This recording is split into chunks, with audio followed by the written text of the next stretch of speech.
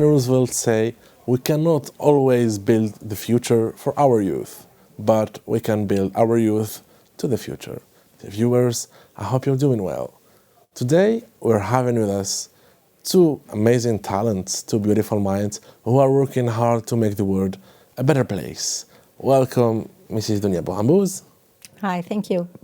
Pleasure is mine, and welcome back, Mr. Sofiane Boudjoua. Thank you. Thanks for having me again. Yes, it was, I think, the third episode of the first season. Yes, it's been a few months now.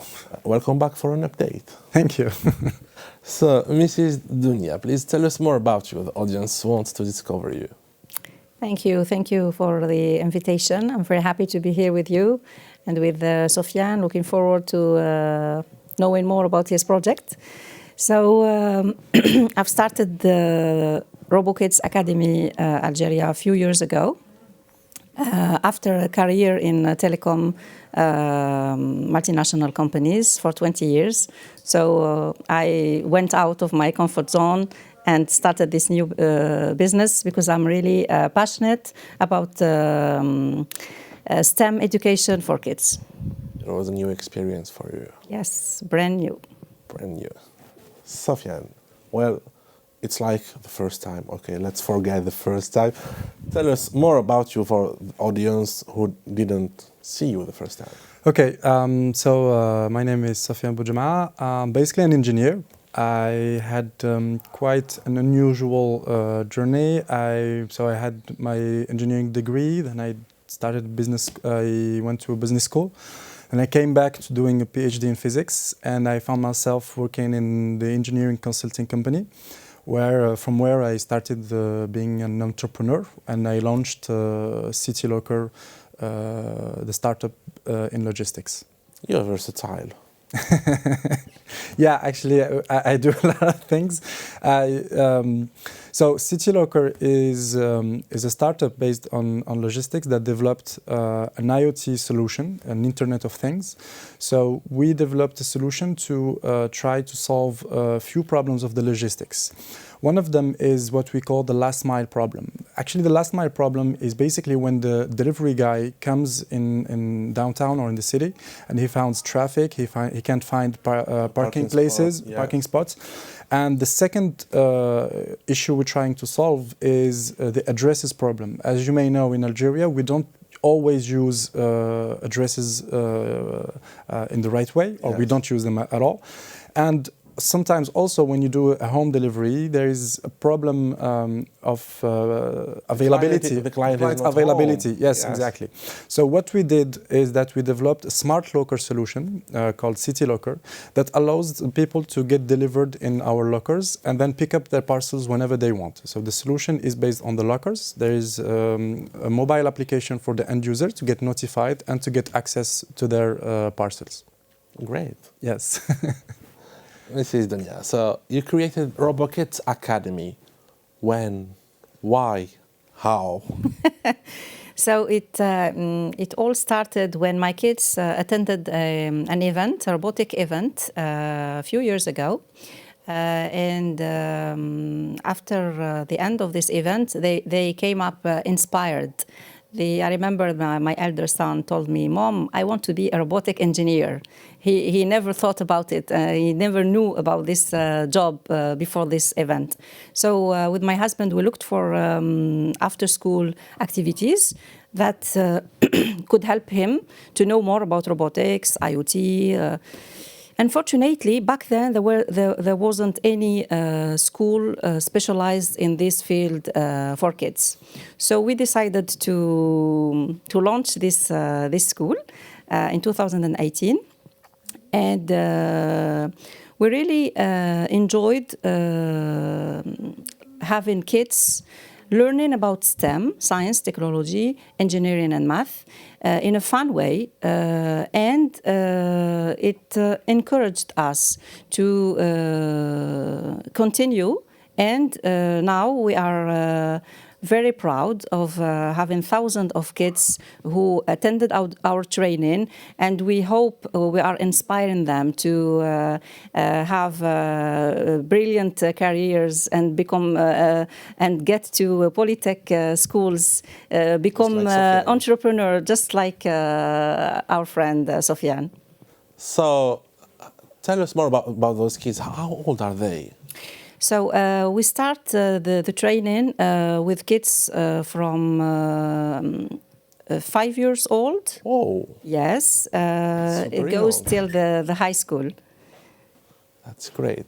And the teaching program, tell us more about the teaching program. Yes, so our teachers and trainers are mainly engineers. So they are passionate about passing this knowledge to kids, always in a fun way. It's not easy to adapt the pedagogy to a kid. Yeah, of course, yeah. But if you allow me, there are some tools that we use, and Programmed by kids. yes, they can write their own code and give instruction to the robot, so that they see if the program is correct or no. Very beautiful. Yeah. And the other robots. Yeah, we have many robots in the academy. This is called Dash, and is exploring. Programmed by kids. Hello. So this is Dash, Dash and Dot. In English, Dash is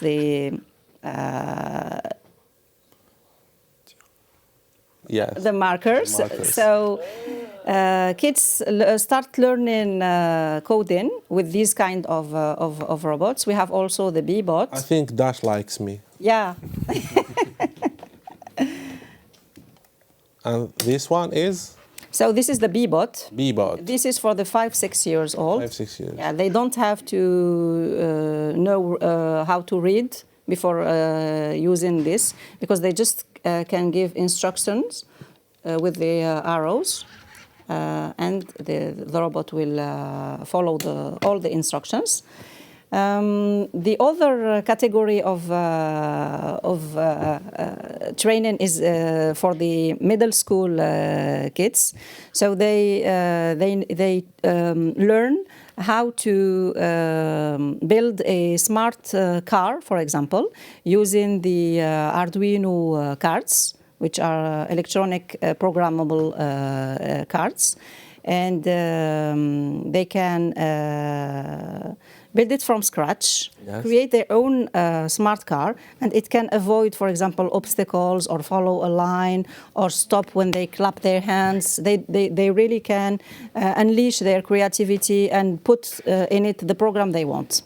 Great. And do you notice any progression of your students? Yes, for sure, because all the training we give use the math, physics in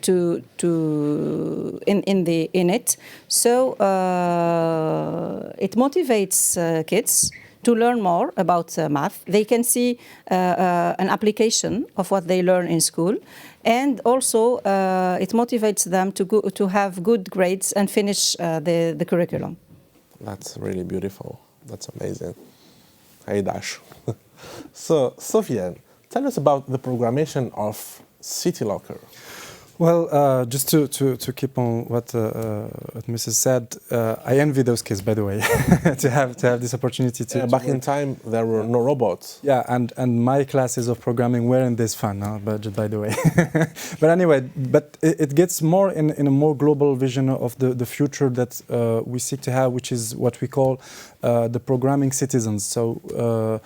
Today, in the future at least, there's a lot of experts saying that everyone will need to have the skills of programming. So this is very important for today's kids, because the next generation will need to have the skills of problem solving and coding. Anyway, but just to get back to your question, actually I started also by prototyping based on Arduino, just like those kids. When I started CityLocker, I had a simple prototype task to do, which is control a lock remotely. So we had a lock that we had to open remotely. And so I'm an engineer, so I had some basics in programming, even though I'm not an IT engineer or programming engineer, but I have the basics. I know what's the structure of the code, what is the basics. And then I started learning. And the thing about the IT community usually is that, and sometimes I'm sad to say that because of the other scientific field, but they are the most sharing communities in the world. Yes. IT communities share a lot, either about their knowledge or the problems they face and how they solve them. Which is, we don't see that usually in STM fields, for example, in physics, in chemistry, in mathematics, where it's not. We share a lot, but usually in books we're not digital. Yeah. We're not yet, it's changing, but the IT community has this particularity. So what I basically did is that I went online and started trying to solve my problem. And then, so we started building the first prototype, which is to control a lock remotely. Then we started upgrading it in developing our own electronic boards. It's true that with the IT community, when you ask them for help, when you share with them your problem, they share with you solutions. Yes, and this is really incredible. I always say that all scientific and not only scientific fields should envy them and should do like them, because it's an example in sharing. And today, we produce so much knowledge that it's not about the knowledge itself; it's about sharing it. And as Mrs. said, we need to learn faster. And by doing it in a fun way, we can learn even faster. So just to get back to our project, so we had two main problems when developing CityLocker. The first one is to be 100% autonomous and not importing anything from outside, from abroad. Yes. Because we were in a period where there was a lot of restriction in importation. So we said we need to have to build everything locally. So we started our own technology. Our own technology, because, and this is some problem of us engineers, is that we hate black boxes. We hate that we have something and you have an input and output and we don't know what's inside. So yes. we usually would like to know what's happening. So we started developing the whole solution. It took us about 3 years of hard working.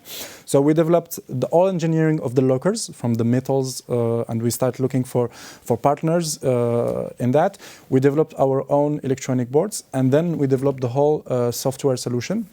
So it took us the time that it took, but we made a solution that it's our own. We don't rely on any other partners. Yes, we did it. And we also proved that today there are local partners that help us build solution and giving us an approximation, giving us this, we are very close to other markets in exporting, especially Africa. So we have a real competition advantage with other markets. So when we ship from Algeria, we are definitely closer when shipping from China, for example, or other Asian countries. So we have this advantage now, and now we're using it. So just to go back to your questions, we did a little pivot because when we started CityLocker, the market wasn't ready enough for those lockers. So what we did is that we made a small locker. So we said, what do we know? We know how to control things remotely. We know IoT. We know how to open and close an electronic lock or whatever remotely. So what we did is that in order to keep working and to make some money in the meantime, is that we start developing other cards in other fields. For example, we use them in aquaculture and in agriculture to control and to sense. You're working with the incubator. Tech2Hub. Yes, exactly. We work closely with Tech2Hub because Mr. Karim Brouri. Yes, that saying hi to him because he was here last time. Yeah, actually, incubators have this this particularity is that they gather problems. It's weird to say it, but usually incubators have this capacity to see the problems and with the network they have, the startup network they have, which we belong to, is that they can give solutions quickly through startups in making small pivots either in their business model or in their technology. And that's what we did. It helped us stay alive because we needed money to keep going. So we made that small technological pivot, but we didn't go too far from our key activities, which is making IoT solutions. Excellent. Thank you. So, Mrs. Dunia, do you teach your students the scientific ethics, the human ethics, when they program robots? Yes, so yes, this is something that we really care about.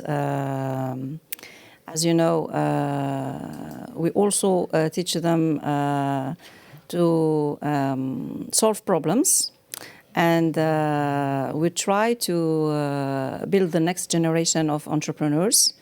We give them many problems to solve through technology and just making them think about how the future can be better. Yes. I think this is something that is really important for our kids today. We hope they will only create good robots. Yeah, they will. I'm sure they will. We also teach coding, so they can, for example, attend our training, and build their own video games. You know that our kids today are very... I think last time they programmed Super Mario. Yes, they do. So we have 2D and 3D video games that they can code. It's really shifting their mind from a consumer individual to someone who can add something, who can create something. So it builds their self-confidence also, because a kid who is always playing and can one day create and code his own game will feel more confidence than any other kid. And maybe they will discover their future vocation. Exactly. Yeah. We have also a course of artificial intelligence. So they understand the machine learning. They train a model. They don't write the algorithm, but we insist in explaining that a machine is not intelligent. We have to train the model to create a kind of intelligence. And nowadays, artificial intelligence has the capacity of auto-learning. Yes. It's even if it's interesting, it's amazing, it's also scary. Yes, there is. I think as anything, it's a double-edged sword. Yes. So it can be used for good and can be evil. used for other things. Yes. And nowadays, artificial intelligence is taking place in our lives everywhere, anytime. For example, when you have a phone call, when you're online on the social media, you find things related to your phone call. Yeah, definitely. Even if you were not online or connected to internet. Yeah. And according to you, how can we handle the good evolution of artificial intelligence? I think this is a very important question for everyone today. And as a school and also as a parent, we need to prepare our kids for the future.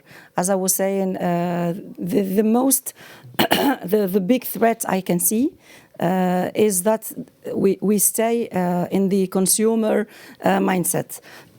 But if we start teaching them how to code, that they can, we will prepare them for the future, and we will prepare them for the digital transformation which is happening all over the world.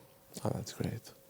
And you, Sofiane, according to you, how can we handle the evolution of artificial intelligence? I think that the debate about technology is more about the ethics that we're learning our kids, but this next generation of entrepreneurs, because I believe that today is more important than ever to talk about ethics and to have this debate, because we are asking those engineers, the scientists, too much at some point, because let's get back to the basics. An engineer or a scientist is usually solving problems. So when he gives a solution, it's not always to him to handle the fact that is this good or not. This is more, from my opinion, a society debate that we should have. So I think that today we need to talk more about the ethics of entrepreneurs, the ethics of science in a much more general way, saying that we need to teach people about science. We need to talk more about those problems.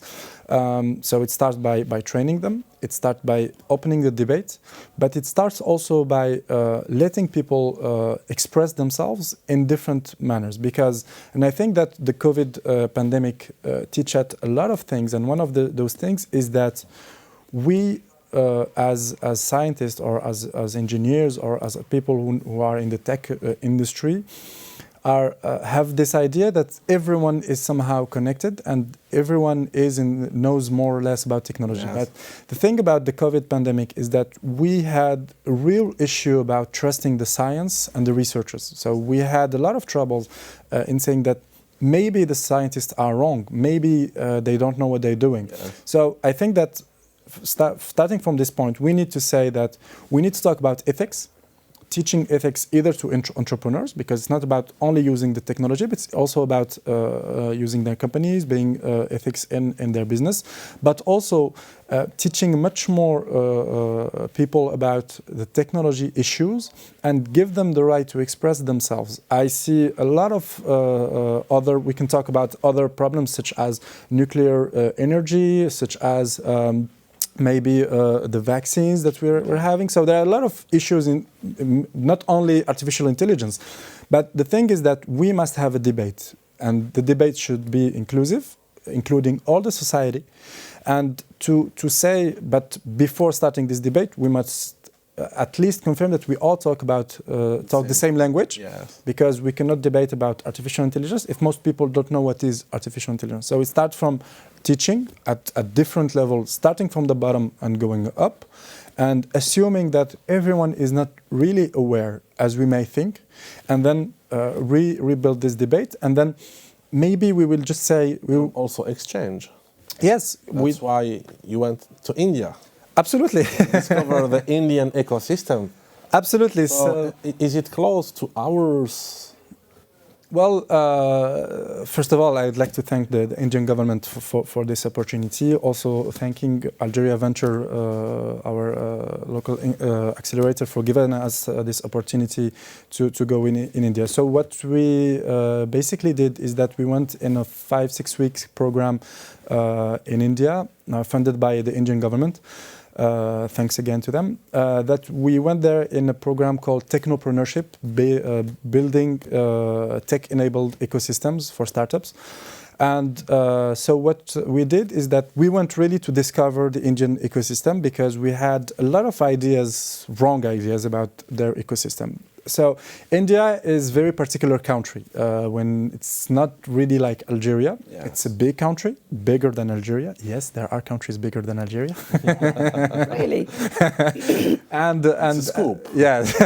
And then there is also a huge population, more than I think 1.2 or 1.3 billion people. So the scales are not always the same. Yes. However, talking about entrepreneurship ecosystem and startup ecosystem, it's not that old. The first ecosystem policy started back in 2016, and they started somehow just like us, or we did just like them, maybe.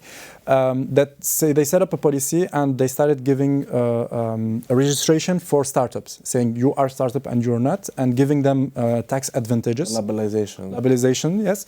And then they start giving a lot of support to those startups from the idea stage up to the scaling stage. So what they set up actually is that they gave grants, so they gave money without any return. They really give grants from the idea up to the scaling stages. So you can get up to maybe $60,000 or $70,000. So there are similarities between us. Yes. The thing is that they rely a lot on the incubators. So all the money from the just to re-explain the context, India is a federal government. So you have the central government in India, then each state has also its own government, and there might be some different policies. But anyway, so the central government gives funds to the incubators, which is something we are trying to do here in Algeria, and that worked quite well in India. So they give the funds to the incubators, and then the incubators start giving those grants to the entrepreneurs that come up, either with an idea, with a prototype, with an MVP, or trying to scale up. They give those funds. So there was a real change in the mindset of the Indian government, because they started going on a venture mindset. Saying we take risks, because when you give a grant, this is free money. You are giving this money and it's not coming back. And this change in mindset, we also did it through Algeria Startup Fund, the venture capital that was created by. Now we have the Ministry of Startups and the knowledge economy. Something that they don't have, by the way. They don't have their own. Actually, the startup ministry is. As you said, it's a risk, but it's worthy. Yes. And we're hoping to see wonderful results. Yeah, actually, we asked about the results. Today, through their first or through their calculations, when the central government gives $1, usually the return on investment comes around 5 years later. So. The first learning is that it may be too early. We have to be patient. Yes, we have to be patient with our own policies, with the actions that are taken by the government. Good things take time. Exactly. So it takes around 5 years to get a return on investment, and then when they put $1, it usually comes back on $5 or $6. So when you put $1 on startups, it gets back on $5 to $6 each year starting from the 5th year. So the learnings you have to put some money on the table. That's the truth, and then you have to wait. And the return on investment is on taxes, but that's a detail. Anyway, and the second thing about the actions taken by the government is that, as I said, even though it's a federal government, but the local states give also support to the startups. Something that we are starting to do also in Algeria. Yes. So the state in India is the equivalent of a wilaya in Algeria. So the states give also a lot of support to the startups there. And they also created a ranking of the best states supporting startups, etc. So they create somehow a competition between states to promote even further the startups. But generally, what's the similarities also about the ecosystems in India and in Algeria is that they rely a lot on incubators. So today, I'm happy to see that there are a lot of incubators created, either in Ouargla, in Béchar, in Algeria, in the east, in the west. So there are a lot of incubators, which is good. The particularity of India is they started also building specialized incubators. Yes. They have specialized incubators, for example, in biotech, in IT, etc., etc. And they have also the general incubators. This is something we're not there yet. I hope coming. It's coming. It's definitely coming. We just need to pay attention to one thing, is the co-living part. Because when you start a specialized incubator, you have to bring people from all around Algeria. So you have to give them the opportunity to stay somewhere and to co-live together. Also, Algeria is a very big country. Exactly. And the last thing about the Indian ecosystem is that they they try a lot of things. What I keep in mind from the experience of the Indian ecosystem is that they try a lot of policies. Some haven't worked perfectly, some work more or less good, and some work perfectly. So they try a lot of things, but they always keep that when you set up a policy, it's about 5 years. So you need to always give the time to the policies, to the actions of the government in order to have results. And then You can, and today, between, for example, 2020, 2021, they doubled the number of unicorns in India, going from 50 around to 100 or 120 unicorn. A unicorn, just for our, for people watching, is a startup value, that's value is more than $1 billion. So they doubled the number of unicorns in India, meaning that today the policies are working. The result is here. The result is here, but again, it takes time. So let's not be too urgent in evaluating. Give the authorities some time, but keep on trying also new policies, new support to the ecosystem. Thank you, Mrs. Dunia Mambouz, Mr. Sofiane Boujma. Thank you for being with us. Thank you for sharing with us your career, your experience, your information. Thank you. And we hope to see kids from RoboKids becoming entrepreneurs, great scientists. Thank you for being with us. Dear viewers, thank you for being with us. Thank you for watching us. And remember, great stories happen to those who have the courage to live them. Thank you for being with us. And next time, we will discover other beautiful minds. See you soon.